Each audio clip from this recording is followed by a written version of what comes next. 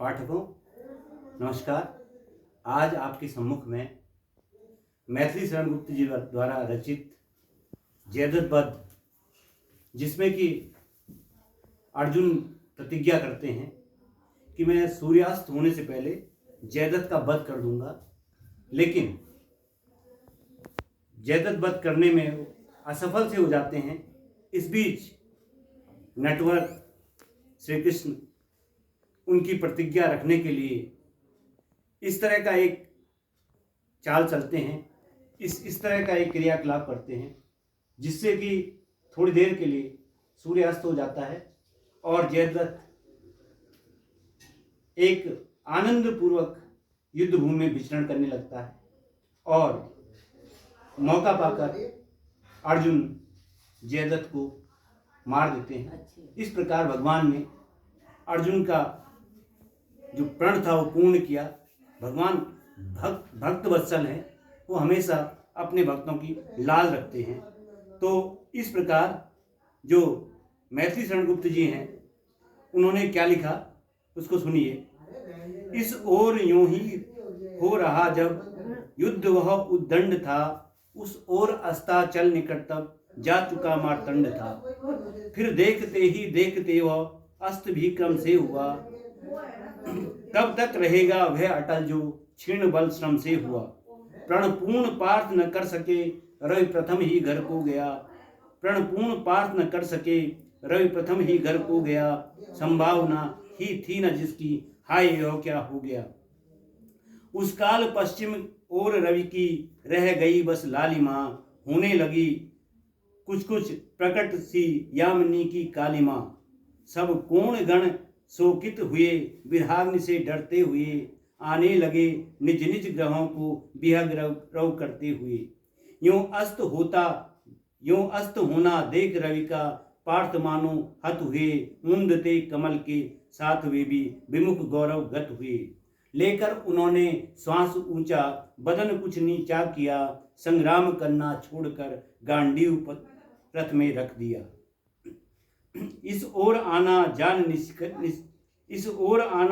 निष्का, थे मुदित निश्चर बड़े, उस ओर प्रमुदित शत्रुओं के हाथ मूछों पर पड़े। दुर्योधनादिक कौरवों के हर्ष का क्या पार था, मानो उन्होंने पा लिया त्रैलोक्य का अधिकार था।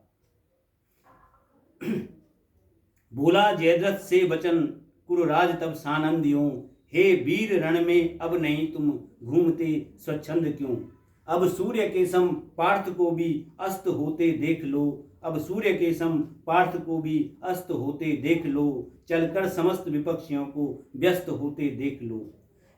कहकर बचन कुरुराज ने यूं हाथ उसका धर लिया, कर्णादि के आगे तथा उसको खड़ा फिर कर दिया। उस काल निर्बल मुकुर सम उसका वदन दर्शित हुआ, पाकर यथा अमृतत्व वह निज हृदय में हर्षित हुआ। क्या पाप की ही जीत होती, हारता है पुण्य ही। क्या पाप की ही जीत होती, हारता है पुण्य ही। इस दृश्य को अवलोक कर तो जान पड़ता है यही। धर्मार्थ दुख सहे जिन्होंने वे पार्थ मरणासन्न हैं, धर्मार्थ दुख सहे जिन्होंने वे पार्थ मरणासन्न हैं। दुष्कर्म ही प्रिय हैं जिन्हें वे धृतराष्ट्र प्रसन्न हैं। परिणाम सोच न भीम सात्यकी, रह सके क्षण भर करे। हा कृष्ण कह हरि के निकट, बेहोश होकर गिर पड़े।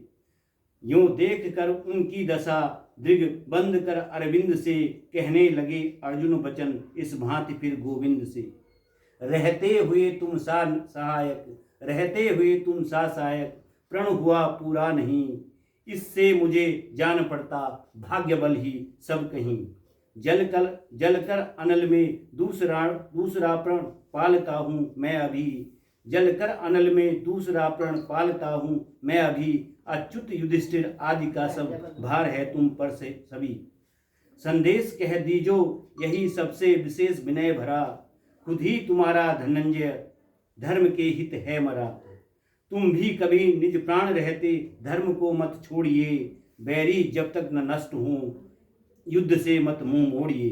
थे पांडु के सुत चार ही, यह सोच धीरज धारिये, थे पांडु के सुत चार ही, यह सोच धीरज धारिये, हों जो तुम्हारे प्रण नियम उनको कभी न विसारिए। मैं इष्ट मुझको भी यही, यदि पुण्य मैंने हों किए, मैं जन्म पाऊं दूसरा बैर शोधन के लिए।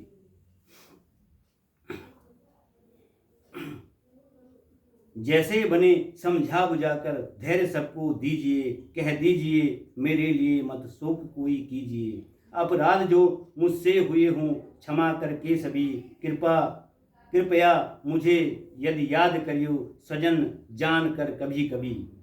हा धर्मवीर अजात शत्रु आर्य भीम हरे हरे, हा प्रिय नकुल सहदेव भ्रात उत्तरे हा उत्तरे, उत्तरे हा उत्तरे। हा देवी कृष्णे हा सुभद्रे, अब अधम अर्जुन चला, धिक धिक है क्षमा करना मुझे, मुझसे हुआ रिपु का भला। जैसा किया होगा प्रथम वैसा ही परिणाम है, माधव विदा दो मुझे, अब बार बार प्रणाम है। इस भांति मरने के लिए यद्यपि मैं नहीं तैयार हूँ, पर धर्म बंधन बद्ध हूँ मैं, क्या करूँ लाचार हूँ।